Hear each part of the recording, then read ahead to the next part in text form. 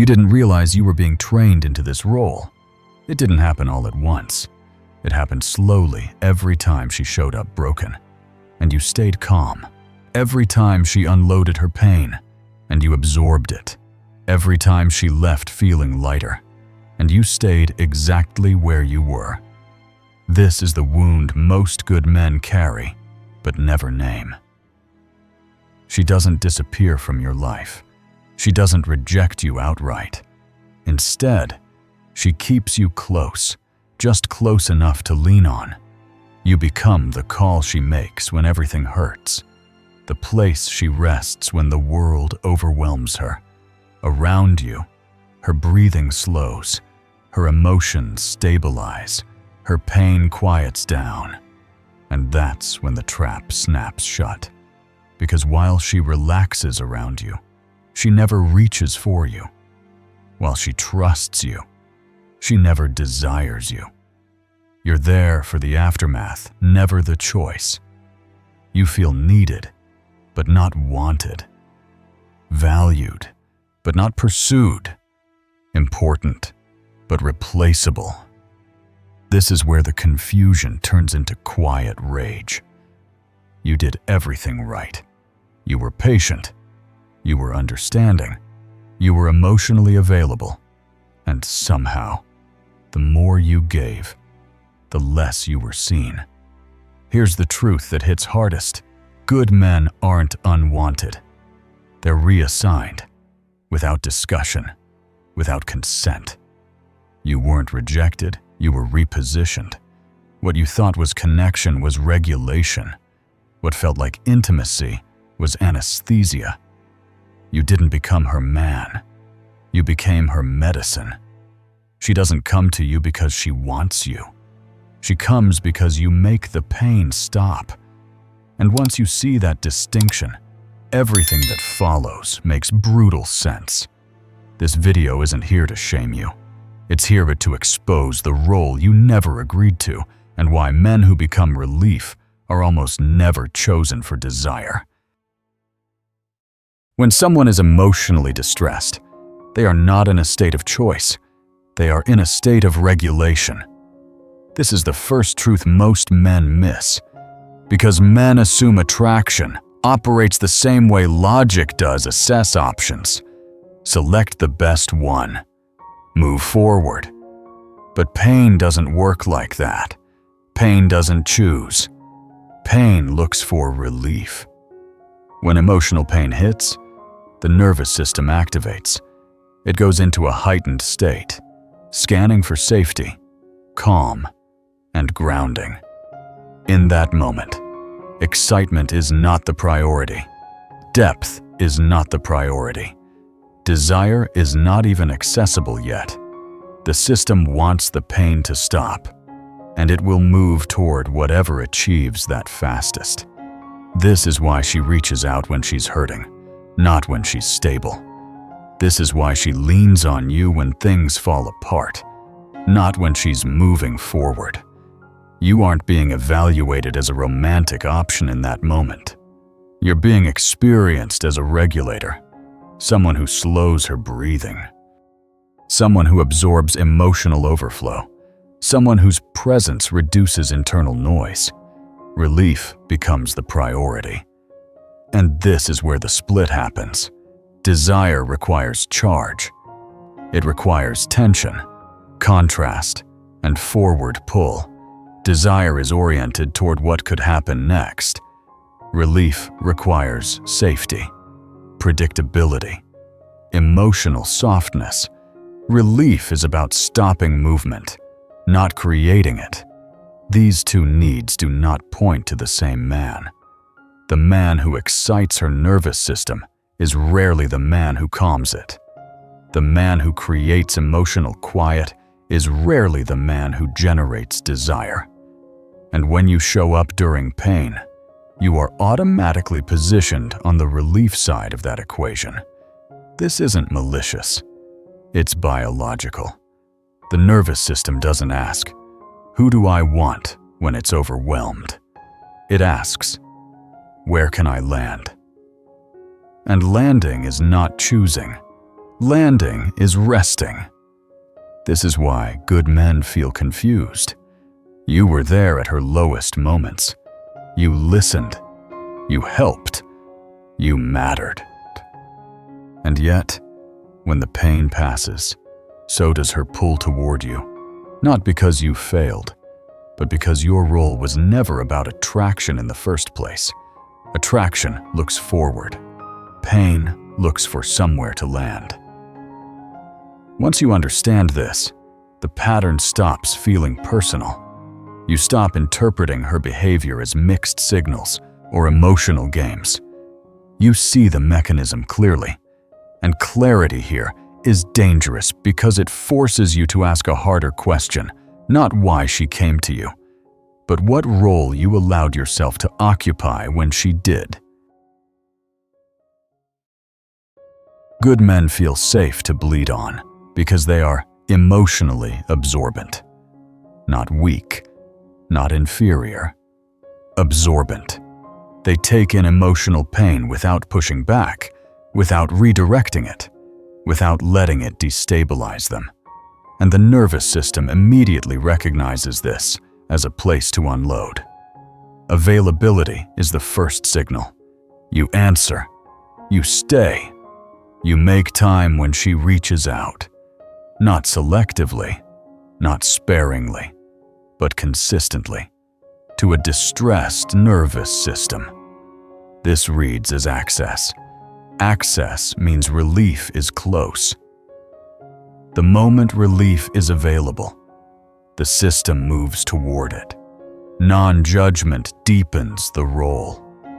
You don't challenge her narrative, you don't interrupt her emotional flow. You let her vent without friction. That lack of resistance feels soothing. Her emotions can spill without consequence. Again, relief increases. Emotional patience seals it. You don't rush her to clarity. You don't ask for direction. You wait. You hold space. You allow her to unfold at her own pace. This patience feels stabilizing. The chaos inside her meets still water in you. The nervous system exhales. Predictable reassurance completes the loop. Your responses are steady. Your tone is calming. Your reactions are familiar. Nothing surprises her. Nothing activates her. Everything settles. And that settling is exactly the problem, because what calms the nervous system rarely excites it. As her system relaxes, pain subsides. The urgency fades. The emotional storm quiets. And with it, desire shuts down. Not because you did something wrong, but because desire doesn't live in calm. Desire requires charge, contrast, movement. When everything feels safe and regulated, there is nothing pulling her forward. This is why good men feel used without being discarded. You're not pushed away. You're returned to, again and again, whenever pain resurfaces, because you've been categorized as relief, not consciously, nervously. And once that category locks in, it's difficult to escape. You become associated with emotional rest. Rest is valuable, but it's not magnetic. It doesn't create pursuit. It doesn't generate tension. It doesn't keep the mind active after the pain is gone. This is the painful paradox. The very traits that make you reliable in moments of distress are the traits that neutralize attraction. Your goodness doesn't repel her. It repurposes you. Understanding this isn't about becoming colder or less human. It's about seeing the mechanism clearly. When you become absorbent, you become useful. And usefulness is not the same as desire. What calms the nervous system rarely excites it. Once you grasp that distinction, you stop confusing emotional reliance with romantic interest. And that clarity changes how and when you choose to show up. Relief kills polarity because polarity is built on tension, and tension cannot survive once the nervous system has been soothed. This is the part that hurts to accept, because it means the very thing you're praised for becomes the reason attraction never ignites. When you relieve pain, you neutralize the charge that desire needs to exist. Polarity requires contrast. Movement, a sense of pull between two emotional states.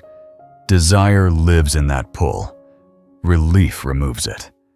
The moment someone feels settled, grounded, emotionally safe, the system stops reaching forward. It rests, and what rests does not pursue. Late-night emotional calls are the clearest example. She calls when everything hurts, when she can't sleep, when her emotions are flooding. You answer. You listen. You stabilize her. By the end of the call, her breathing has slowed. The pressure has dropped. The pain is quieter. She thanks you, and then she sleeps. Not thinking about you. Not wanting you. Because the function you served is complete. Long processing conversations do the same thing. You talk things through. You analyze feelings. You help her make sense of what she's experiencing. Each layer of understanding reduces uncertainty. Each clarification drains tension. By the time the conversation ends, nothing is unresolved.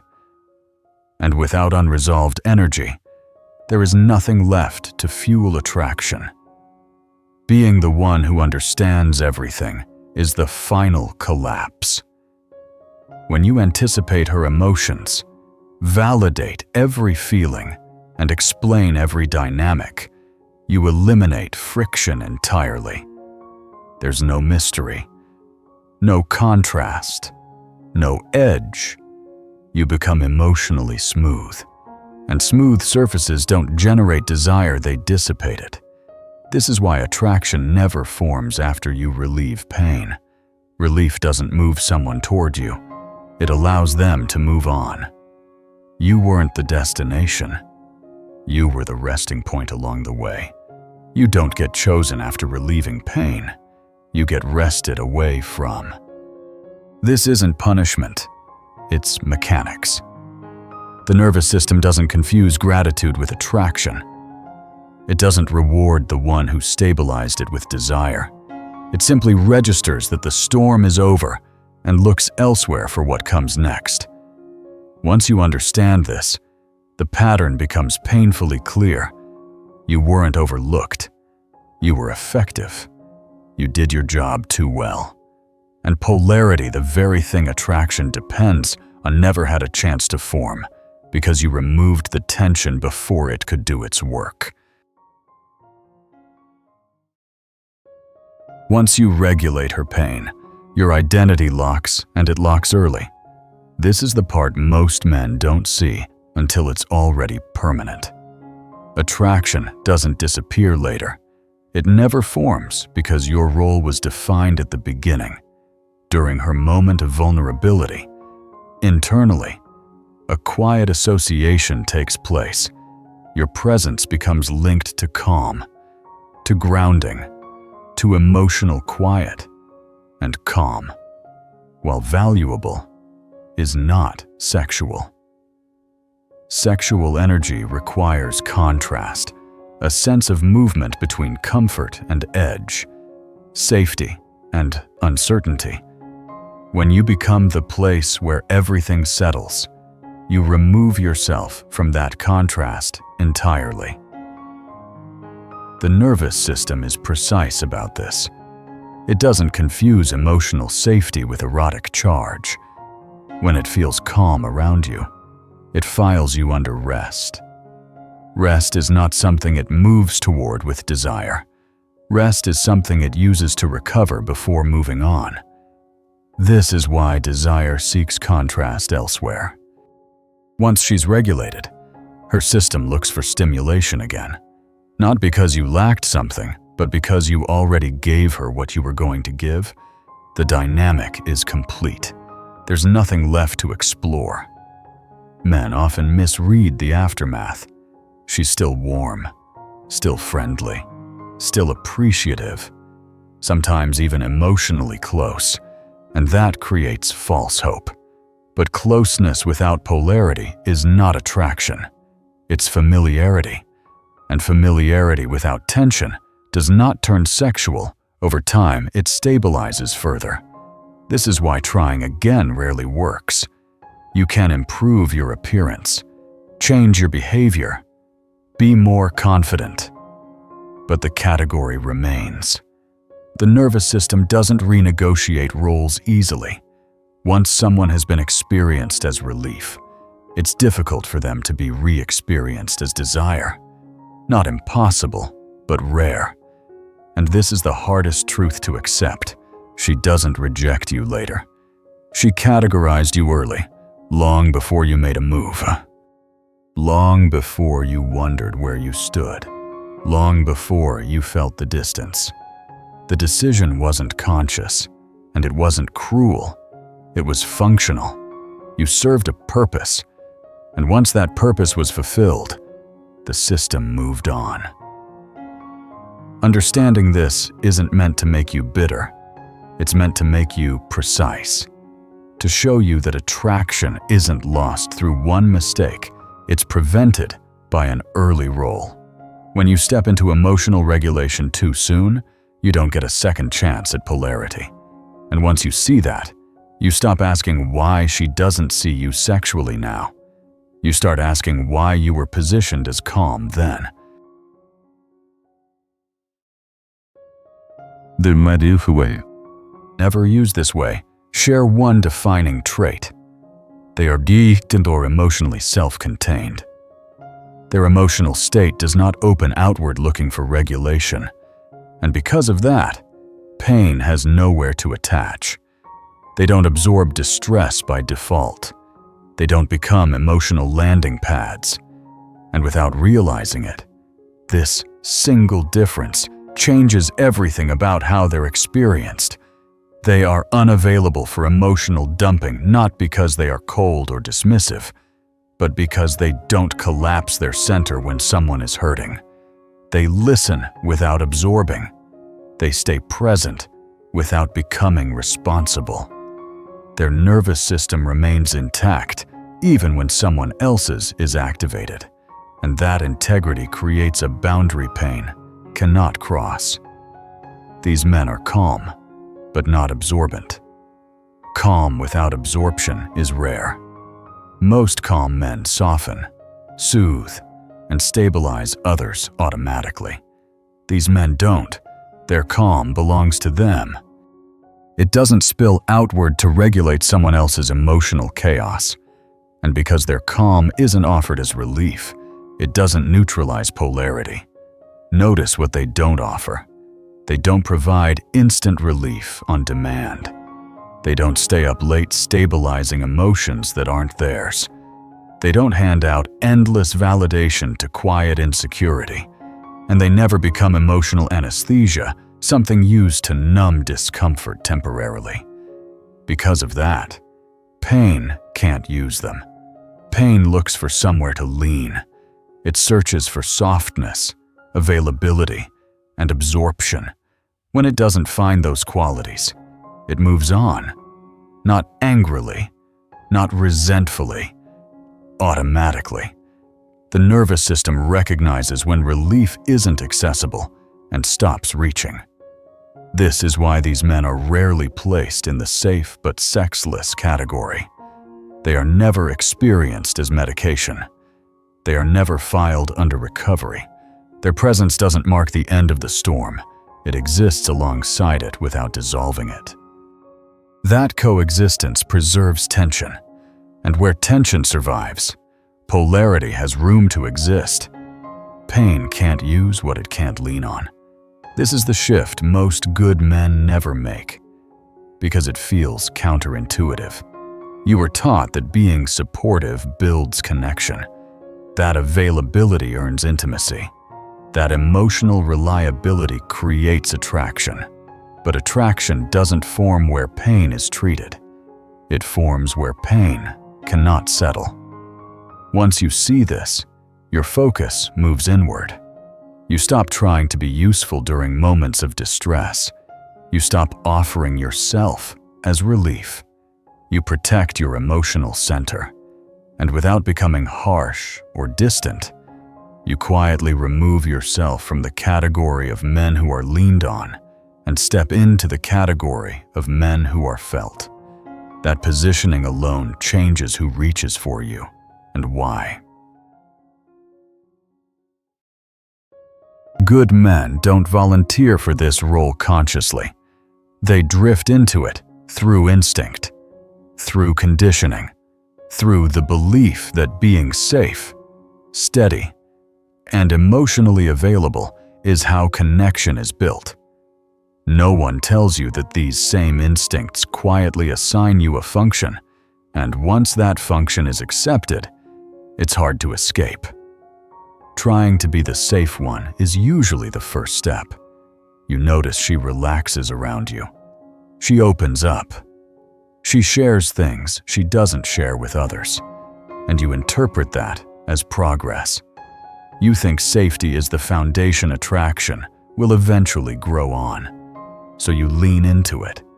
You become more patient, more understanding, more careful with her emotions.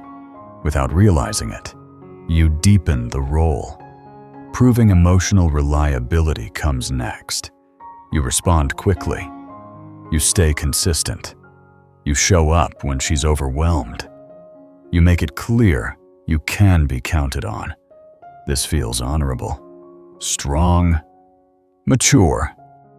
But reliability, when offered without boundaries, becomes predictability. And predictability removes polarity. There's no tension when the outcome is guaranteed. Then there's the most painful pattern of all. You stay when she vents, but she leaves when she's calm. You're present for the emotional mess, but absent from the moments of forward movement. You become the place she processes, not the place she chooses. And each time this happens, the association strengthens. You are relief. You are not desire. This fails for one simple reason. It builds dependency, not attraction. Dependency leans inward. Attraction pulls forward. Dependency seeks stability. Attraction seeks charge. When you fix pain, you remove the very friction attraction needs to exist. You didn't lose because you weren't enough. You lost because you did too much of the wrong thing at the wrong time. You treated emotional distress like an opportunity to bond, when it was actually a moment of regulation. And regulation never turns into pursuit. The more you heal her, the less she wants you. This isn't cruelty. It's mechanics. Pain doesn't reward the one who absorbs it with desire. It simply uses what works and releases it when it's done. Once you see this pattern, the shame lifts. You stop blaming yourself for being too nice. And instead, you start noticing when you're about to volunteer for a role that was never meant to lead to attraction in the first place. That awareness alone is the beginning of reclaiming your position without becoming cold, bitter, or anything you're not. Applying this correctly is not about shutting down your empathy or hardening yourself emotionally. It's about learning the difference between caring and absorbing. Compassion without absorption is the foundation. You can acknowledge someone's pain without taking responsibility for regulating it. You can listen without becoming the container that holds everything together. The moment you absorb, you shift from presence into function. Presence without emotional labor is the second principle. Emotional labor happens when you feel obligated to stabilize, reassure, or fix what she's feeling. Presence is different.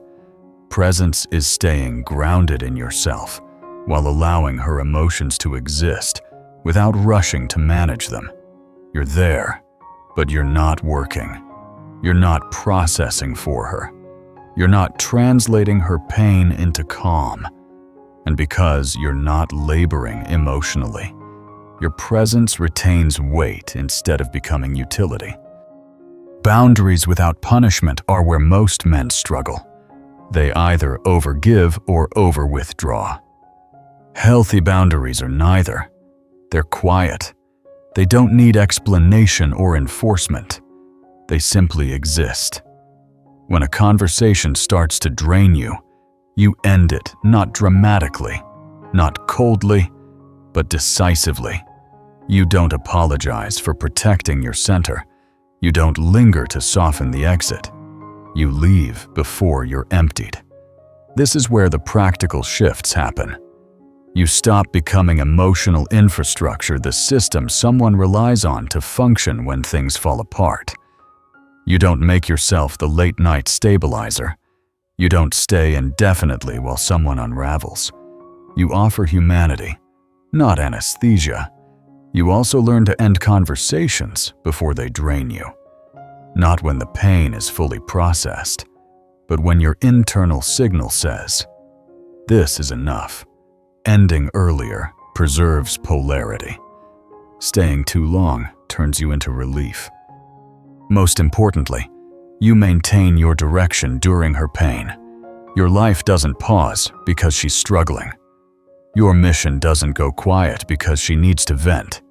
You remain in motion, not to punish her, but because your direction is what keeps you from becoming a resting place. You can care without becoming medicine. This integration is what frees you. You don't become colder. You become clearer. You don't lose empathy. You gain self-respect. And when you stop offering yourself as relief, you stop being used in moments of pain and start being seen in moments of desire. This truth sets men free because it removes the shame loop. Being good was never the mistake. Caring was never the flaw. Empathy was never the weakness. The cost came from something more specific, being available for pain without limits.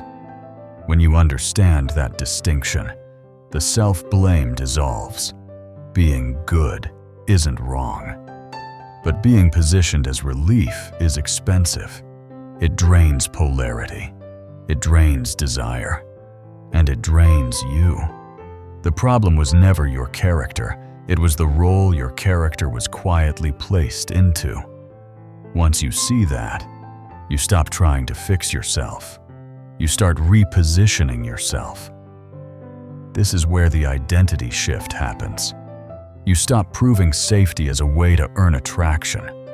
You stop leading with reassurance, patience, and emotional availability in moments where those qualities turn you into utility. You realize that safety is not something to demonstrate, it's something assumed when a man is grounded. What creates attraction isn't how safe you are, but how intact you remain. Protecting polarity becomes the new orientation. Polarity doesn't require cruelty. It requires containment. It means you don't collapse your center when someone is in pain. You don't rush to regulate emotions that aren't yours. You don't sacrifice your direction to stabilize someone else's nervous system. You remain present, but not absorbent. Caring, but not consumable. This is why the shift feels liberating instead of bitter. You're not withdrawing from connection. You're choosing when and how to engage. You're no longer auditioning to be needed. You're allowing yourself to be desired. And desire only forms when there is something intact to move toward. The moment you stop acting like relief, dynamics change. People stop leaning on you unconsciously. Emotional dumping slows down. Late-night pain calls decrease. And in their place, something unfamiliar appears: curiosity, respect, sexual polarity. Not because you demanded it, but because you stopped interfering with it. Good men aren't rejected, they're repurposed. And repurposing only works when you accept it. The moment you stop volunteering for pain management, you exit the role completely. You don't announce it. You don't explain it. You simply stop functioning as medicine. That's when you stop being used. And that's when you start being chosen. Not by everyone, not by people looking for relief, but by those capable of desire. And that is the freedom this truth offers, not bitterness, not anger, but clarity. The kind of clarity that allows a man to remain good without disappearing inside someone else's pain ever again.